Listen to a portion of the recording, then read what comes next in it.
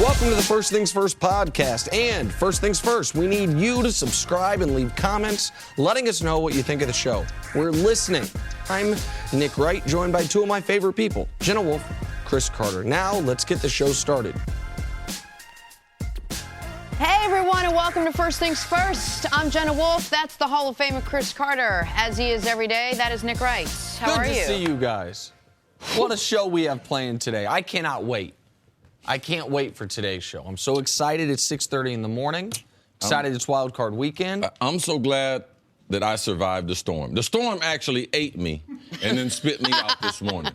And I'm just going to tell America, if I had another career choice, this morning would have been Cece was doing the math. Cece was calculating expenses, lifespan, and doing the math on... Well, we here in New York just got you. bombarded by Mother Nature last night. We got, I thought it was 8 inches, awesome. 6 inches. New York City in the snow's awesome, though. The streets look great. That no one's day, on the subway. The next day, you got some issues in New York City. Absolutely. But anyway, let's start with a different storm of sorts. The big story in the NFL that has nothing to do with the playoffs or snow, what could signal a shattered relationship between Bill Belichick, Tom Brady, and Robert Kraft. Long story short, which is never my mantra, Belichick wanted no part, apparently, of trading Jimmy Garoppolo and was ready to make the switch as soon as he thought Jimmy G was up and running and better than Brady. Brady reportedly saw Garoppolo as a threat and as a result convinced owner Robert Kraft to mandate the trade. Now, the whole thing leaving Belichick, quote, furious and demoralized. So that is the short version. For the long version, you can check out the story by ESPN's Seth Wickersham. But, CC, let's start with you. What does that mean based on everything you've read so far and what you're hearing for the future of the New England Patriots? Well, first things first, I'm not surprised by the situation. People... They would like to think that Bill Belichick is different than the guy that's at the podium. Now, we know that that is part shtick, but as a human being, now, I would call myself to have known some of the greatest coaches that have ever coached this game, and Bill Belichick is as different than any of those coaches that I've ever been associated with or know. Even the guy who mentored him, Bill Parcells. Now, Bill Parcells... all these coaches, take this the right way, are some kind of crazy. Just like all the football players playing in the NFL are some kind of crazy. But his type of craziness has to do with control, and also I believe that he loves to control the narrative as far as the news. So to me, this means he's going to control how New England's run. He runs the 53-man roster. Oh, excuse me. No, he doesn't. He runs the 52-man roster. Because the relationship with Robert Kraft supersedes Bill Belichick's authority on that roster. And as you can see with some of the reports, which I knew, the reason why Tom Brady, and I had been telling Nick this, why he's been adamant he's going to play 4 or 5 more years, he was sending the message to Belichick to let you can't get rid of me. And he was also sending the message as far as his TB12, all this stuff, this training stuff, that I'm going to keep playing. And the only way I'm not going to keep playing is if Bill Belichick forces me out. But he can't force him out because the relationship with Mr. Kraft and Tom Brady. Mr. Kraft wants Tom Brady to retire as a Patriot. He does not want to see him do the Joe Montana or some of the other greats that we have seen in sport. And Cece, just to explain to the audience, the relationship between Mr. Kraft and Brady, between Robert Kraft and Brady, is not your typical owner-player relationship. It's not even your typical owner-legend relationship. How did you describe the relationship to me? A father-son. Okay. And there's very seldom do you see accomplished people who have great relationships with their kids, and their kids are very successful, that they verbally, publicly adopt people into the family. Right. And when he says, and him and I had a bunch of conversation when we were in Israel. And he talked about his commitment Robert to winning. Kraft, right? Yes, and how much he loved Tom Brady and so many things about. We talked about Brady so much, we were getting on the bus. He just called him. He FaceTimed him. And he was like, hey, man, Tom, I got something for you. And he's like, hey, what is it? And it's like, hey, it's Chris Carter. And Tom said, and it was funny, man, they finally got me a big receiver. I've been trying to tell them I don't like throwing to these small guys. And just the relationship and the conversation ended with, and I thought, to me, it meant so much. Mr. Kraft told Tom he loved him. And Tom told him back, man, I love you. And they got off the phone, and I just took that and sealed that. It's like, wow, that right there, that's going to be a conflict if Belichick continues to operate the way he operates. So And now has some been. context for this very long and great, I don't know Seth Wickersham, but he has written some monsters in the last 18 months. So I want to give him a ton of credit. He's a great investigative reporter. So some context for why would the Brady-Kraft relationship cause some issues? Well, let's talk about the Brady-Belichick relationship. According to this story, Tom Brady has not once this year been awarded Patriot of the Week. That might sound petty, CC. Next week, he's going to win MVP of the NFL. Wait, who gives out Belichick. Belichick gives out Patriot of the And the Week coaching every, staff. the coaching staff. They take the input of the coaching staff. Every week. All right, so there's that. Belichick made Brady's, not just his trainer, the man Brady made godfather to one of his kids, persona non grata at the facility. So that's going on. Now let's talk about Belichick's relationship with Garoppolo. Belichick was already talking about the things, if I may say, that I was talking about before the year, which is Brady's 40 years old. We know the track record of this. Right. What is the succession plan?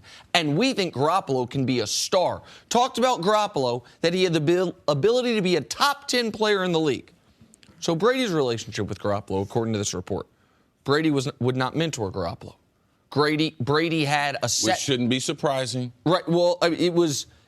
People see what they want to see, but in an NFL locker room, typical veterans are not grooming a guy to take their job. What I did for Randy Moss is not the norm. Okay, but fair enough. I think people. You said you weren't surprised, CC? I think most people are surprised by that because of how Brady is presented publicly and how we think of it. Even if it is the norm, CC, I'm just telling you, I think how the fans view it. How about this?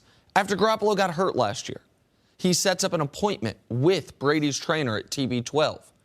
He goes there. No one's there. Door's locked. Appointment canceled without notice on him.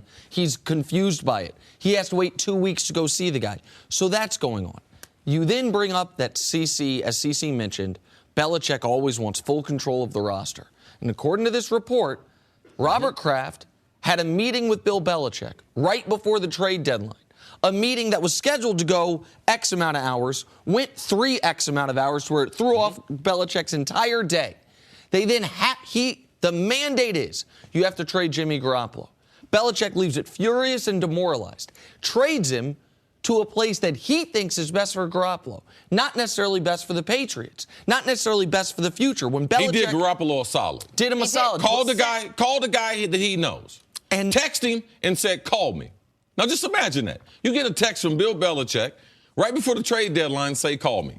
And so now you have a scenario, and I want to give one of our teammates, Colin Cowherd, credit because he broached this publicly earlier than many people were about a month ago, where we on this show said, man, this doesn't make sense.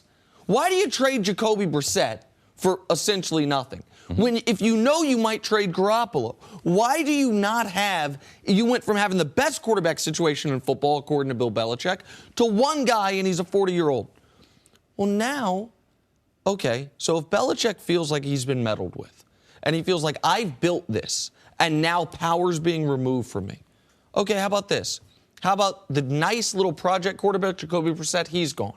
The future star quarterback, Jimmy Garoppolo, he's gone. Offensive coordinator, Josh McDaniels, I'm going to do everything I can to get him a job. Defensive coordinator, Matt Patricia, I'm going to do everything I can to get him a job. And then maybe I walk out as well. And what you're left with in New England is Kraft and a 41-year-old quarterback in Tom Brady. That, to me, looks like where this is headed, which is jarring. But based on the story, it's hard for me, CC, to draw any other conclusion. I don't think that will happen. I don't think Belichick's going to leave. People, as far as their career, they always don't appropriate the same thing they do to do their job that they do in pro sports. Bill Belichick is the absolute best in his profession. Why would he quit doing something that he's great at? Like, what would he do next? Like, what's his encore? What would he do? Go to another team? Yes. Oh, well, let me tell you something. Do you know how long it would take for him to get his video people to be able to run the video the way he wants to? All the coaches, because if he does this, if he has Josh McDaniel and Patricia, if they get head coaching jobs, they're taking part of the staff with them. Belichick does not have time. In 2000, he was hired as the Jets coach, right? He quit. He don't have 17 years to be able to get all the intel, to train all the staff. There are not enough Belichick disciples for him to go to another organization. And for you guys to think that he would just uproot and start over, he doesn't trust that many people to be able to start his program new somewhere else. Is it off the table that maybe this is it? Maybe they win a championship and he's done a ton of work and and so what's he going to do after the championship? Well, I mean, he's not going to coach forever. This could be it. He's had a very successful career. He has a ton of money. But why would he walk away, though? You know what rich people do? They want more money. You know what people who are successful, what they do? They want more success. But Kraft told me they were addicted to winning trophies. Now, where else can Belichick go that he can dictate the way he is dictated in the AFC, in the AFC East with the Jets, the Dolphins, and the Bills? And it took time, obviously, for him to get to that point and for the AFC to basically crumble, the AFC East to crumble the way it did. But now if Patricia leaves and if Daniels leaves and they have no real substantial backup quarterback besides Hoyer, what are you left with if he decides to stay? If he decides to quit, then his legacy legacy was only with Tom Brady. All right? Bill Belichick wants to have a legacy without – that's what he was preparing for. He was preparing for that. So now you guys are saying, oh, I didn't get my way. Now he's just going to take his ball and go home and quit? Go ahead. You are going to have Tom Brady here. So he's still going to – it's not like he's going to be here without Tom Brady. No, you didn't listen to me. I said he wanted to create a legacy without Brady. Right. Right now, he doesn't get all the credit now. But Jenna's point is the only way for him to do that, if Brady does want to play for another 3 or 4 years, is to go somewhere else. But there's not – you don't have the staffing, and he doesn't have the time. All right? I don't know if you guys looked at his age, but he 64 years old. He don't have time to do all that. Now, you guys act like there's Belichick disciples everywhere, and anyone can coach Belichick's way. No, that's not the case. Belichick is that way. Nick Saban is that way. It's hard to coach for these guys. See, I'm not trying to act like anything. What I am trying to do is recognize that the facts on the ground have changed to a degree, and we'd be foolish not to recognize them. That Belichick had a succession plan in place. His owner meddled with it. And if I may read a quote from the article, Belichick has always subscribed to the philosophy that it's time to go once an owner gets involved in football decisions, left the impression with some friends that the current dynamic was unsustainable. Like, that's not my words. That's not me. And I understand that nothing would be as ideal as Belichick being able to keep running the program the way he sees fit. If that's no longer the case, I think it would be foolish to not acknowledge the possibility. He is running the program. Besides that one decision, he's making every day. Did you see the team yesterday? Mm-hmm. Practice in the snow? Mm-hmm. Who do you think that was? Of course you think that was Kraft? But that's control. That's what yesterday was. To let the players know and the front office, I run this team. I can't practice in the snow, but I'm going to make y'all go out here anyway to let you know that I'm the one guy that's calling the shots. And he is. He's calling all the shots except Tom Brady. Right, which some would say, could argue, is the biggest shot right now, is who their quarterback is going to be going into. Oh, you know something? I'm sentenced with Tom Brady for another couple years. Oh, shucks, man. I might have to deal with that. All right, let's get back to the big story in the NFL that's got nothing to do with the playoffs. What could signal a shattered relationship between Bill Belichick, Tom Brady, and Robert Kraft. Shattered. Long story. You hear the music? It's very soap opera. Long story short, which is never my mantra, Belichick wanted no part of trading Jimmy Garoppolo and was ready to make the switch as soon as he thought Jimmy G was up and running, and better, frankly, than Brady. Brady reportedly saw Garoppolo as a threat, and as a result, convinced owner Robert Kraft to mandate the trade. Now, the whole thing leaving Bill Belichick, quote, furious and demoralized. All right, so that's the short version. For the long version, you can check out the story by ESPN's Seth Wickersham. But, CeCe, what is your reaction to Kraft siding with Brady over Belichick in this instance? I don't think it's siding with Brady over Belichick. I think that they're making a bunch of decisions that they had to make. Tom Brady wants to continue playing football. So what other choice does Tom Brady have? I've been trying to tell you guys all along, if Tom wants to play, there's nothing they can do about it. What are they going to do, release him? As long as Tom is showing that he's at an elite level, they were going to have a hard time getting rid of him. Now, Mr. Kraft, looks at Tom as one of his sons.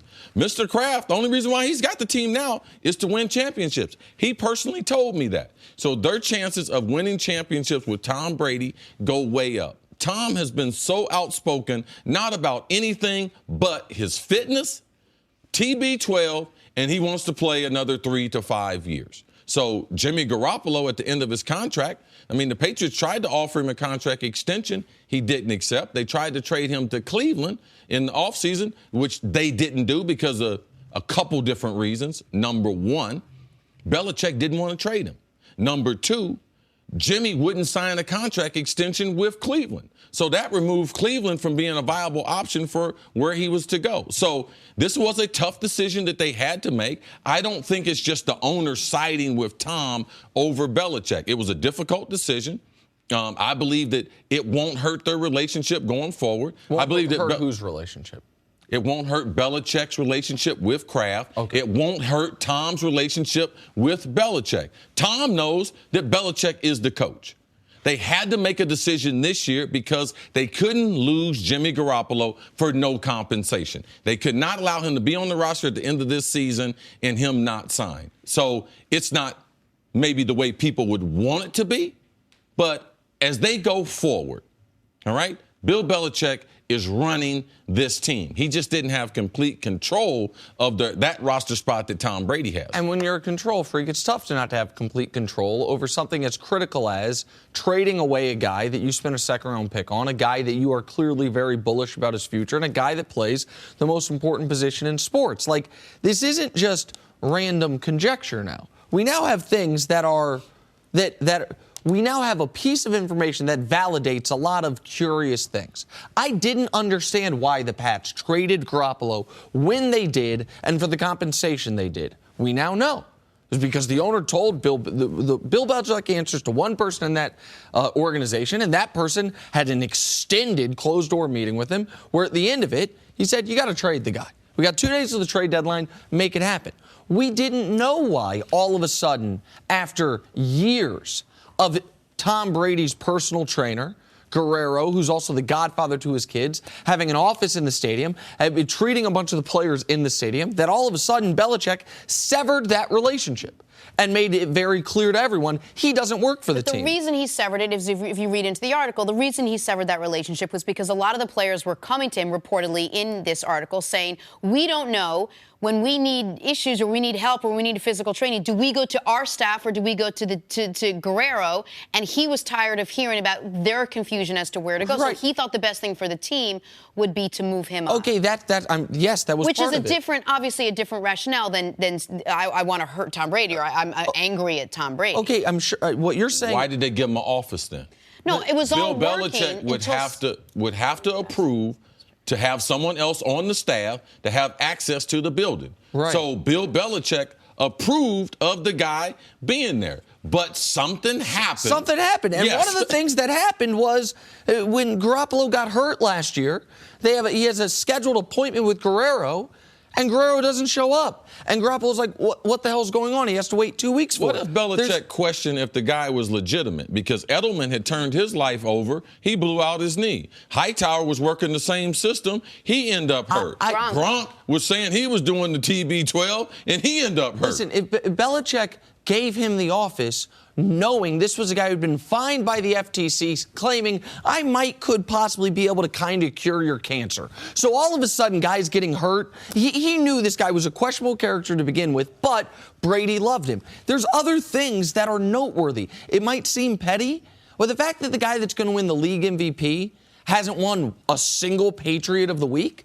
He's won AFC Player of the Month. He's won AFC Player of the... He's been considered by the league the best player in his conference for a month, for a week. A lot of times the coach doesn't give it to the best player because he's trying to send a message to other players. If a guy has 120... If Brandon Cook has 140 yards, he's not the MVP of the game. Tom Brady is. But I need to give it to Cooks for his overall confidence. And I don't know that the star player. Why? Because Denny Green, we used to talk about this all the time. I used to go to him, be like, man, I thought I should have been the player of the game. He was like, no, I'm doing it to try to help build some confidence in the other guys. Right. So that happens. I know it happens, but I also know that for guys, even selfless guys, great players such as yourself, it can at least temporarily rub you the wrong way.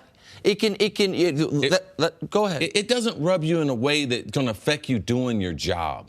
Okay, I totally agree that this story will have no impact on whether or not the Patriots go to the Super Bowl this year. But the things in this story, to me, absolutely could have impact about who's around next year. And this is not just random conjecture. I said at the beginning of the year, I was worried about a 40-year-old quarterback. I said at the beginning of the year, I think there's a reason they didn't trade Jimmy Garoppolo because Belichick's worried about a 40-year-old quarterback. Guess what? This very well-reported story says all of those things were true. Any coach with common sense would be worried about a 40-year-old quarterback. And those coaches that are worried about that wouldn't trade away the guy at the deadline unless they're forced to. Newsflash, Nick, I learned this from you. Everybody's got a boss. Everybody's got a boss. Now, just because you got 5 Super Bowls, you still got a boss. 100% agree. Who's a billionaire. Right. And when you are Bill Belichick, and you are much like when we discussed with LeBron James, if you were to be a free agent, you would have every team in the league hit you up and say, what can we do for you? That, to me, does open the realm of possibilities there. What is Bill Belichick's contract? What is his contract status? Nobody knows. Nobody knows. So would he be available for that LeBron-type comparison? We don't even know. So that right there is a huge reach. Because we don't know. We don't know what his contract. We don't know if he owns part of the team. We don't even know how much money he makes. That part, you are 100% correct. There is no contract in sports that's more opaque than what Belichick makes, what his actual title is. That I will concede that point. But this is not opaque. Belichick, having always subscribed to the philosophy that it's time to go, once an owner gets involved in football decisions, left the impression with friends that the current dynamic was unsustainable. Now, maybe a championship fixes that. Maybe that was just a rash, emotional thing. Maybe he looks at the landscape and says, even if this isn't great, it's better than anything out there. But prior to this year and this article, to me, it was not on the board that Bill Belichick's not with the New England Patriots next year. Now it's at least something you have to acknowledge as a possibility. Go ahead. It was also, too, him and Roger Goodell were adverse adversaries. Yeah. It seems like they're together now. So it seems like if he can get over that, I'm sure he can get over the point of trading Garoppolo. Because what Goodell did to Belichick, the organization, and the Patriots, and their legacy, I think it's far more damaging than, hey, you know something, Bill? I think you need to trade Jimmy Garoppolo. If people don't know what Chris is referring to, in the article it says that just this last week he met with Goodell and they buried the hatchet.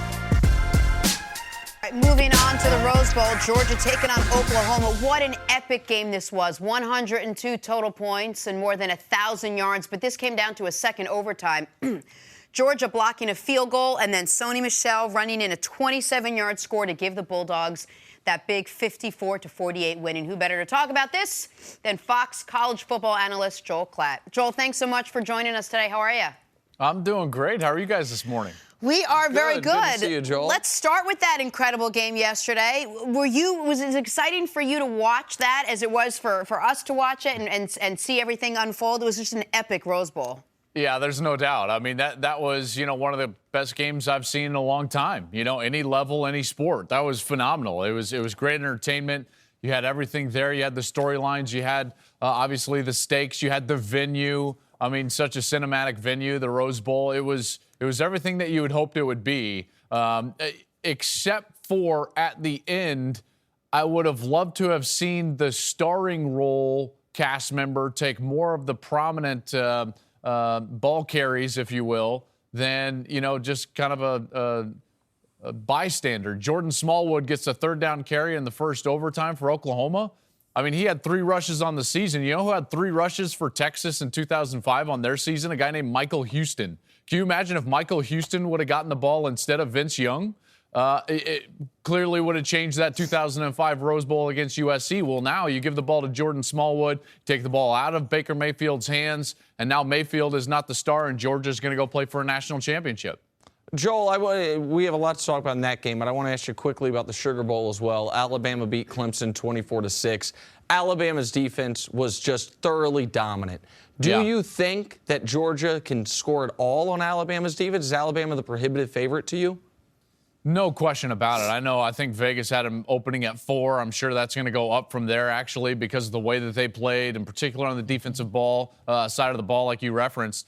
For me, it's really styles, right? I mean, if you take a look through the last 4, 5, 6 seasons of Alabama, the teams that have actually beaten Nick Saban and this team have dual threat quarterbacks and spread offenses, and they're more dynamic on the offensive side, and they can get things done. They can get their quarterback loose. We have not seen a team roll in there and try to just go toe-to-toe, right? I mean, it's as crazy as like in Mike Tyson's prime, can you imagine just rolling out and being like, hey, I'm just going to go to the middle of the ring and trade? Right? I mean, that's crazy, and that's what Georgia's going to try to do. So I'm really interested to see how this thing plays out, because you've got a team and a program with Kirby Smart that has taken the blueprint from Nick Saban and Alabama, and they're going to go try to use it against said team. It's going to be incredibly interesting because, like I said, they're going to go out there in the middle of the ring. They're going to try to trade blows, and we'll see, because normally that does not work against Alabama. Joe, let's stay right there with Georgia and Alabama. We have seen somewhat of this in the past as far as LSU versus Alabama. It was a repeat in that matchup. Is this battle, Georgia versus Bama, is it good for the sport of college football? No, it's not. And unfortunately, that's the predicament that we're in, because that's the system that the powers that be have given us.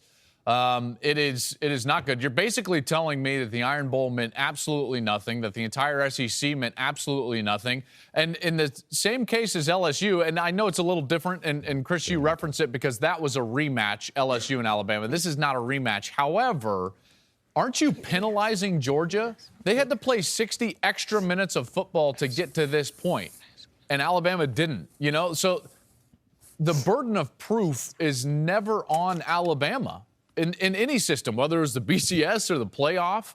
And I guess they've earned it because they've been a great team. Obviously, they're the team of the generation. They're the team of the decade. Nick Saban's one of the best, if not the best, head coaches of all time. But the burden of proof is on everybody else outside of Alabama. And Alabama continues to get these passes in order to compete for a national championship. And they took advantage last night against Clemson. And we'll see if they take advantage against Georgia. But I feel like this is unfair to Georgia and really the entirety of the sport. Everyone wants to say, like, well, hey, are we identifying the best teams? Well, if we were just identifying the best teams, then let's just give the Vince Lombardi trophy to the undefeated New England Patriots and not even allow the Giants to play that Super Bowl. We play the games for a reason. You're telling me that Georgia played Auburn for no reason whatsoever, and Auburn beat Alabama for no reason whatsoever. So the SEC is going to get these two representatives in there. They're a great conference at the top with these two.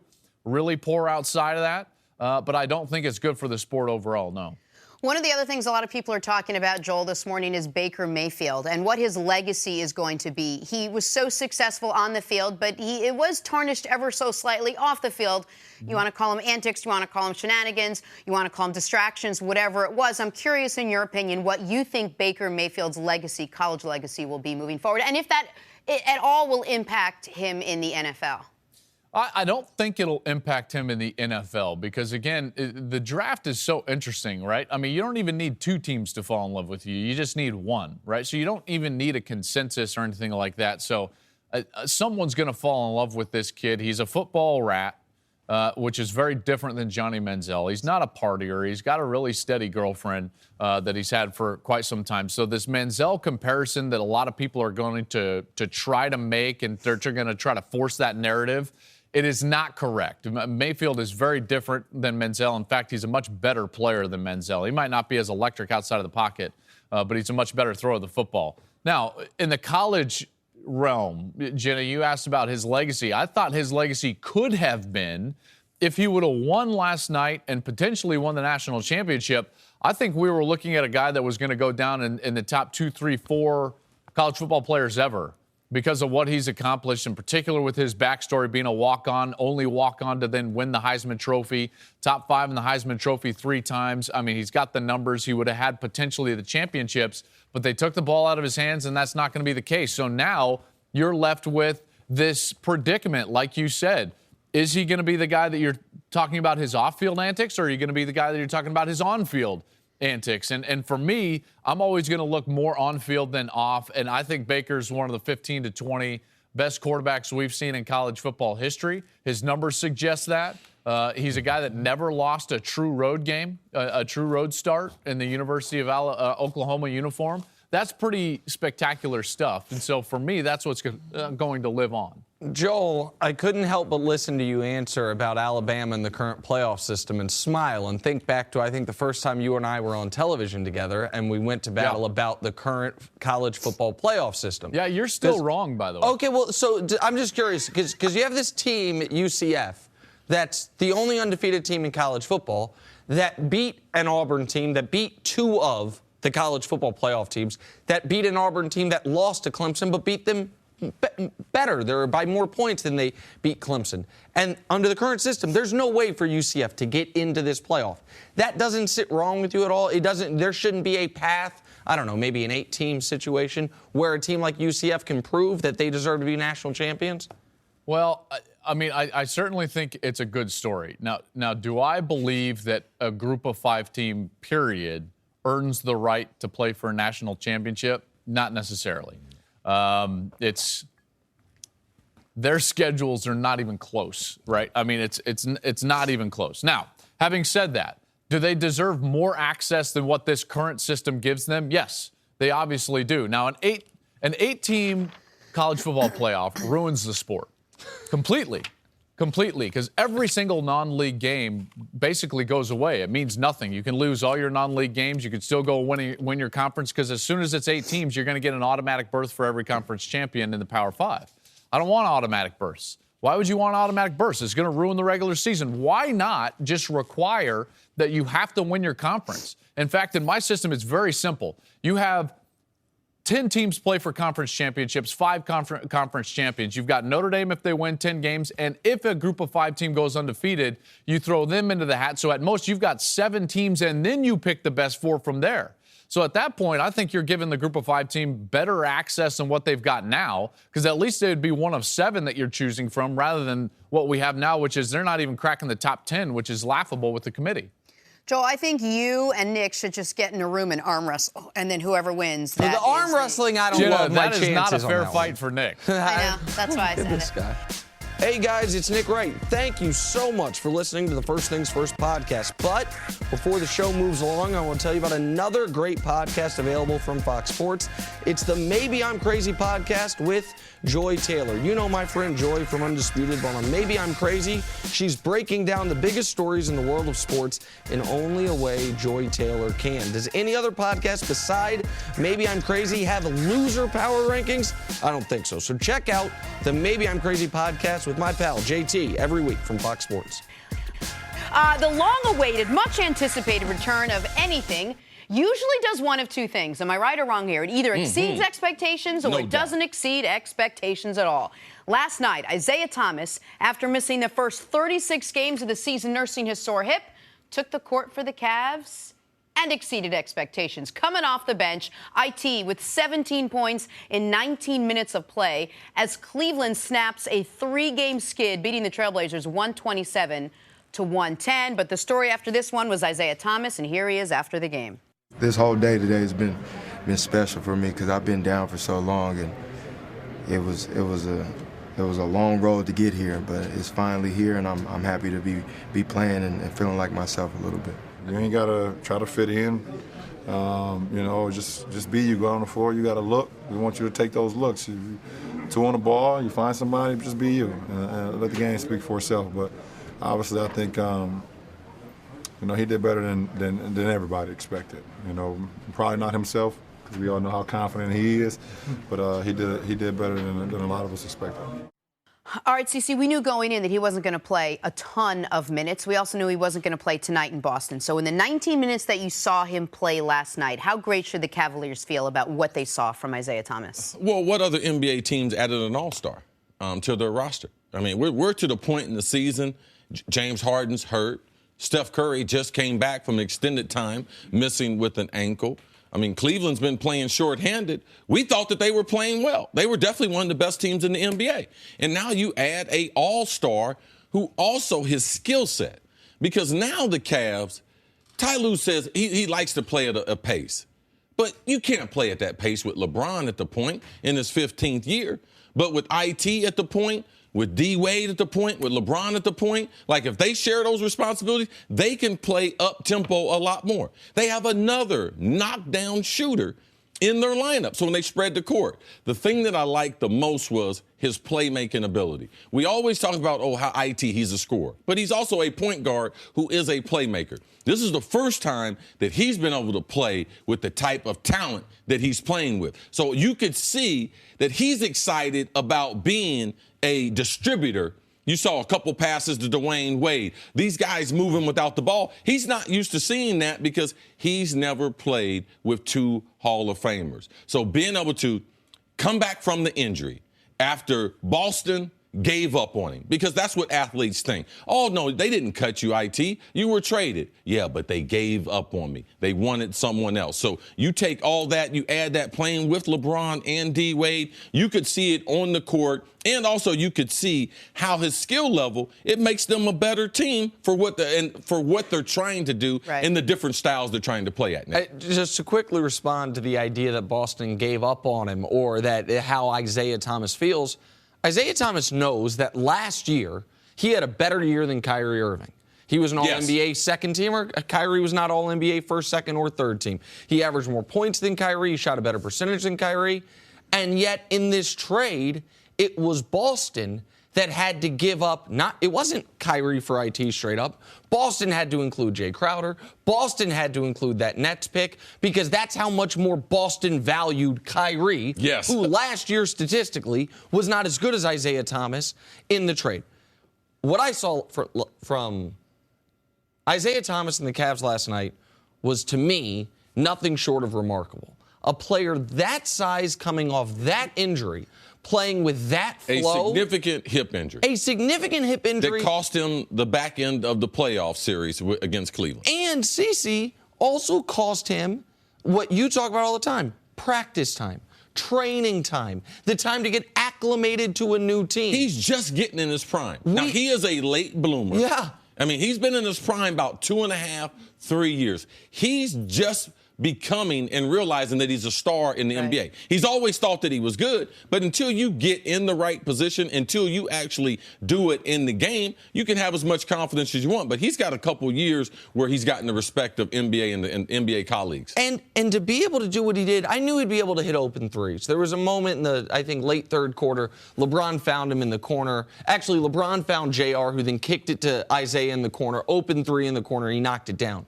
But early in the game, when he drove to the basket and went off balance, left-handed scoop shot. Yes, off the pick and roll. He was so good at those things last year. And I don't want to say worried for him, and great job by our video department showing the play right there, to be able to do that in your first game back is spectacular, coming off that injury. And what it meant, go ahead, Jenna. No, I was going to say, after the game, LeBron even said there was at one point where IT made a pull-up jumper that he said there were guys on his team that had been playing all season that he didn't think could make. He was that impressed with some of the things that he did his first time out. And CeCe, to me, listen, the Cavs were the best team in the East without him. Yes. You now add one of the 20 best players in the sport. You now add one of the 8 best pure scorers in the sport, and you add an element that the Cavs were desperately missing without Kyrie. Someone other than LeBron that can create their own shot. And when I was watching yesterday, even though we didn't see this lineup out there, I thought to myself, if you want to go pure offense, and you go a LeBron, IT, JR, Kyle Korver, Kevin Love offense, where LeBron can run the show with 4 knockdown shooters, or Isaiah can run the show, and LeBron can put someone in the torture chamber on the post, what are you going to do? If LeBron needs to rest, and you want to still have a good defensive lineup out there, but a lineup that can score, what about Isaiah Thomas, along with Dwayne Wade, Jeff Green, Jay Crowder, and Tristan Thompson?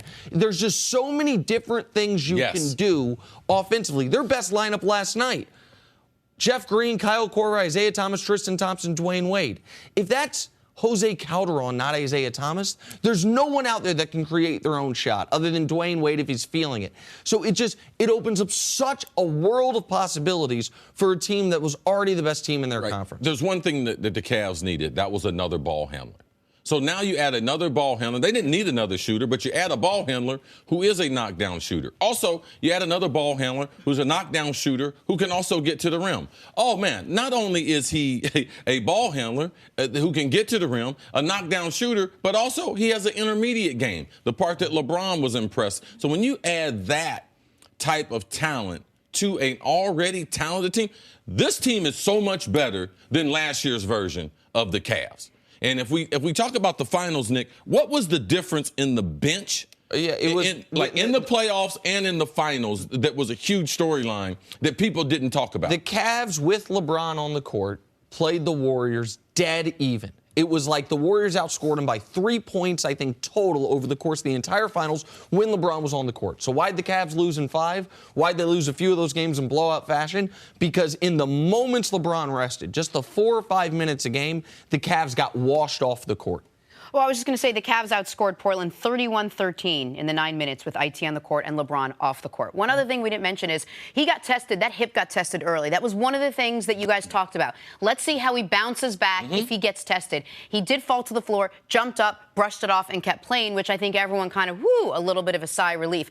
My question is, seeing what you guys saw last night, in your head, does that change your timetable for how quickly you think he can come back in or fit in with this team? Because we gave it maybe another month or so, but seeing that he's already finding a way to gel in just the few minutes that he played, maybe does that speed up that timetable? Well, right now, him with the second unit, it's easy for him to play with the second unit. There's not a lot of pressure on him, but let's not get carried away. He had a significant hip injury. Today is a very important day.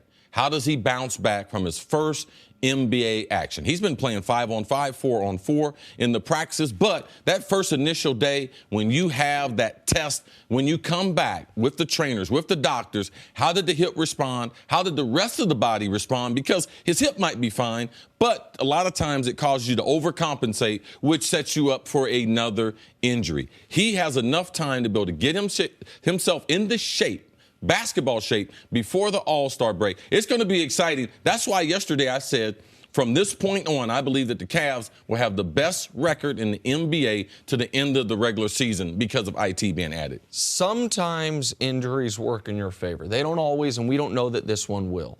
But last year, Kevin Durant getting hurt worked in the Warriors' favor. It let them get their mojo back, similar to the year before. Then when Durant came back from that injury before the playoffs, it was like a supercharger hit him. If Isaiah Thomas is at full strength by the end of the season, this injury, I believe, will have worked in the Cavs' favor because of what it did to a guy whose name we have not mentioned, and that's Kevin Love. Kevin Love yesterday had 19 points on 7 shots. Kevin Love is playing the most efficient basketball of his career and maybe the best basketball of his career, with the one exception of the year in Minnesota. He went 26 and 13 a night.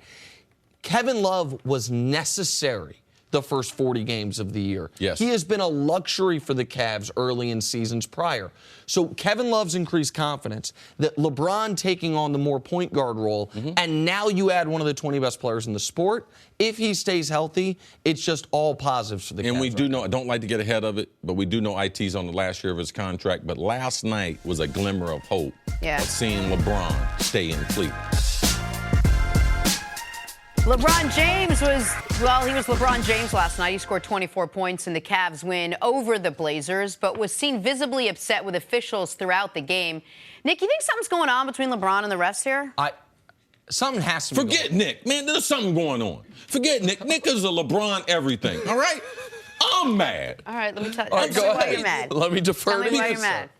Because the NBA, we've been doing this for a long, long time. We know that the superstar guys, you ref them in a different vein. But LeBron James, it's like, I don't know if the refs are upset that he's moving at the pace, the speed that he's moving at year 15. But this year in particular, I'm shocked at the lack of no calls that he gets on a regular basis. LeBron is trying to post up, trying to draw fouls, and he can't get any help. And I watch the games, and I watch what they call on other players. So to me, it's puzzling. I'm puzzled at this point to see, and I hate to see players complaining to the ref, and NBA players, they all complain. But this is justified. CC, last night it looked intentional. And that's why can we just let's show some clips from last night. The first two are they're within a couple minutes of each other in the second quarter, and then after the last one, he just checked himself out of the game. So on this one here, he's fouled 4 times. And he doesn't get the call. A few minutes, you guys can see it there. He's fouled. Yep. He's fouled by 2 different guys. Yes. One guy grabs him. And then the other guy hits a shooting hand on his elbow. He hits a shooting hand, and he misses it. A couple plays later, you could, if you were watching the game, hear it. They had the microphone on the hoop. Watch this. He is slapped across both arms. Flesh on flesh slap. You can hear it. And then after this one, he just checked himself out. They were up 17. He's like, you know what? This is enough for tonight. I mean. And the announcer was talking about great defensive play. So this is, and I could have pulled a few other ones. LeBron has been outspoken about this. The last time we saw LeBron talking about this, he said he made it slightly personal about the refs. He said, what bothers me is when I go to the officials, and instead of them saying, I missed it, I wasn't in a good position, I didn't see it, they tell me there was nothing there. There was no contact. And he kind of rolled his eyes. And it looked to me last night that the refs were making a decision. Okay, you want to use your bully pulpit to talk about us? We'll use our bully pulpit to remind you you're not getting any free throws. It was jarring last night how obvious the poor officiating on him in particular was. How does it behoove both the officials and the NBA to not call anything on LeBron? Why would it be advantageous for them not to? It seems in theory it wouldn't. Now I know the commissioner, a great commissioner. NBA popularity, to me, is an all-time high. It's on the uptick. More and more people are watching the NBA and engaged in the NBA. No, it's not the NBA office and the league officials together, but sometimes you get into what you call an area. LeBron has spoken out about the officials, and look at all the instant replay, not only in the NFL, the NBA, how much replay, how the officials have been looking bad. They're humans, Jenna. So when you start hearing this stuff, that's why Pat Riley would say stuff before the playoffs so that he might be able to get some calls later on in the playoff series, because he knows the NBA's listening and he knows the referees are listening. Right. Eventually, as we get past the All-Star game, this will have to balance itself out. If not, somebody's going to get hurt because LeBron is going to take it to himself to defend himself on the offensive end. And LeBron is a little he has some drama to him. Absolutely. But there's nothing as far as the way he's playing that would lead people to think, oh, he flopped there. This is not James Harden. If this was Kawhi Leonard, people would be in outrage over it, because the style for which they play, he's earning these calls. He's earning these calls, and yesterday they weren't. To me, you couldn't have missed those. The second one we showed, it looked like it. If your eyes were closed, you would have called a foul because you could hear the slap. To not call that foul. Why? Why are they not calling it? I don't know. But at this point, you mentioned the commissioner. LeBron has a relationship with Adam Silver. It would not be out of line for LeBron to call Adam Silver and say, what the hell is going on, man? Adam, don't call. LeBron, don't call it. Okay. Don't listen to Nick. I'm Jenna Wolf, and thank you for listening to the First Things First podcast. Make sure to subscribe and tell your friends, family, and coworkers about the podcast, which, by the way, is available on iTunes and all your favorite podcast apps. You can catch a fresh new episode every Monday through Friday on FS1, starting at 6:30 a.m. Eastern, 3:30 a.m. Pacific. So long, everyone.